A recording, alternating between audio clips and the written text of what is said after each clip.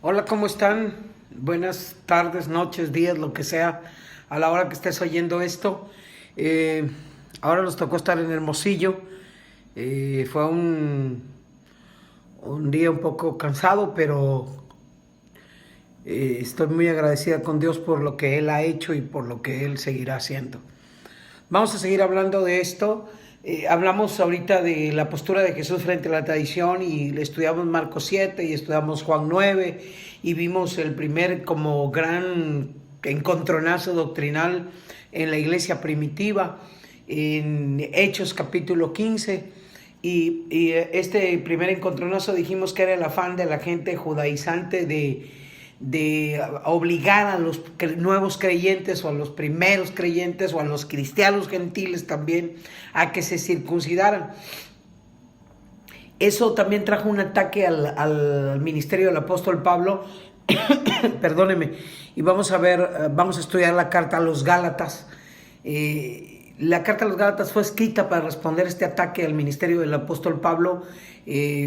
Este ataque era contra él, contra el evangelio que le había sido revelado y que querían matar, destruir el ministerio. ¿Qué hubiera sido de muchas cosas si el ataque hubiera tenido su blanco, hubiera dado en el blanco, hubiera producido lo que querían los judaizantes que produjera?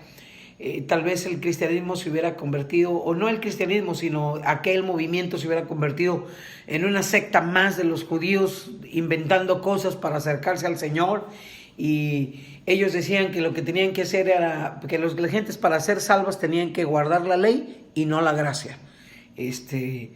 Tenían que mantenerse circuncidados y observando la ley y no a causa de la gracia. Ese era el ataque y de eso vamos a estar hablando. Lógicamente es que Pablo asume el liderazgo de este movimiento y el ataque es cruento, violento contra él, ¿verdad? Su pensamiento religioso, su doctrina, todo. Las reformas así son. La persona que las inicia paga el precio. Entonces el primer ataque es al apostolado de Pablo, al ministerio directo del apóstol Pablo, porque a los ojos de las personas que lo atacaban no llenaba los requisitos para ser un apóstol. Hechos 1, 21 y 22 habla de ese momento en que ellos van a llenar el hueco que ha dejado Judas y piden, uno de estos hombres, dice así la escritura, que han estado junto con nosotros todo el tiempo que Jesús entraba y salía entre nosotros. Y dos, alguien que fuera testigo con ellos de su resurrección. De ninguna de las dos cosas Pablo había sido testigo, ni Pablo podía decir, ahí estuve yo fui partícipe, absolutamente nada. Esa era la base del ataque.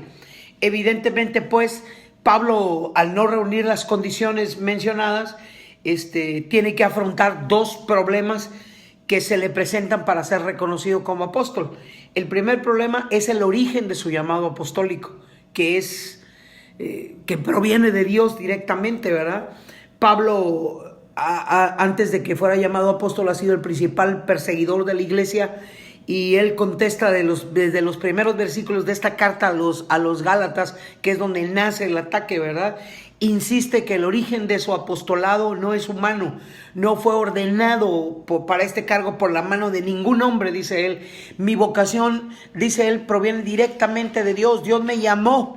Y eso da pie a muchas cosas buenas y a veces a algunos abusos, creo yo, ¿verdad? Esa es mi consideración y esa es mi opinión, ¿verdad? Pablo insiste que la predicación de él no depende de ningún hombre. En los capítulos 1 y 2 de Gálatas, él habla de sus visitas a Jerusalén y dice que su mensaje no es de segunda mano, no es recibido de algún hombre, sino que proviene directamente del Maestro. Pero el apóstol no es anarquista, no es un rebelde, no es un cuate que está buscando caos, no, aunque recibe su mensaje de una forma, vamos a llamarle independiente, no es un hombre que no esté sujeto. También gozaba de la aprobación total de aquellos que estaban liderando la iglesia cristiana. Eso dice Gálatas 2 del 6 al 10. O sea que aunque el llamado no es igual al de todos, no es un hombre que esté oponiéndose a los apóstoles. Ahora, el segundo problema que enfrentaba, el primero era el problema de su llamado, ¿verdad? El segundo problema era el problema de su mensaje.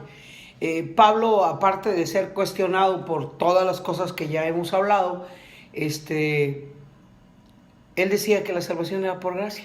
Y había judíos cristianos que seguirían creyendo que la salvación era por obras, por medio de la observancia de la ley. Porque ellos eran el pueblo escogido y Dios era también posesión exclusiva de ellos. Ese era el pensamiento de ninguno más, no de los gentiles, no de ningún otro pueblo, solo de ellos. Entonces, mientras Pablo decía por la gracia, ellos decían por la ley. Los judíos cristianos, aún los judíos cristianos, consideraban que Dios, lo más grande que había hecho por el pueblo judío era haberles dado la ley, y que la vida de ellos con Dios y la relación de ellos con Dios dependía de la observancia de la ley. A lo que Pablo dice, ¿quién es el fundador de nuestra nación? La contestación es el padre Abraham, ¿verdad? La respuesta es Abraham, o Abraham, pues. Entonces Pablo dice, ¿de qué manera conquistó Abraham el favor de Dios? No pudo haber sido por obedecer la ley, porque él vivió 400 años antes de que la ley fuera dada. Así que, ¿cómo alcanzó Abraham? ¿Cómo alcanzó la gracia? ¿Cómo alcanzó la justicia? La alcanzó por un acto de fe. Ese era el alegato. Y a veces el alegato de nosotros, que creemos que haciendo ciertas cosas vamos a ganar ciertas cosas en el cielo, o vamos a conseguir ciertas cosas en el cielo.